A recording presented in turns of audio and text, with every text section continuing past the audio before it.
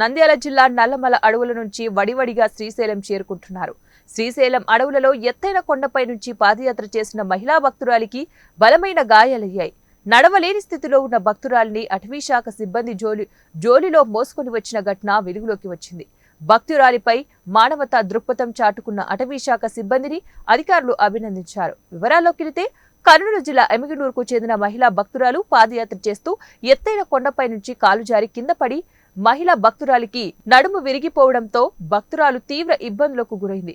ప్రాణాపాయ స్థితిలో ఉన్న మహిళను దగ్గరలో ఉన్న అటవీశాఖ సిబ్బంది మహిళా భక్తురాలిని జోలిలో భక్తురాలిని మోసుకుంటూ ఎత్తైన కొండ మెట్లు ఎక్కి మహిళా భక్తురాలిని కైలాస ద్వారం వరకు మోసుకువచ్చారు. అక్కడి నుంచి 108 వాహనంలో శ్రీశైలం వైద్యశాలకు తరలించారు. ప్రాణాపాయ స్థితిలో ఉన్న మహిళా భక్తురాలిని కాపాడి అటవీశాఖ సిబ్బంది మానవత్వం చాటుకున్నారు.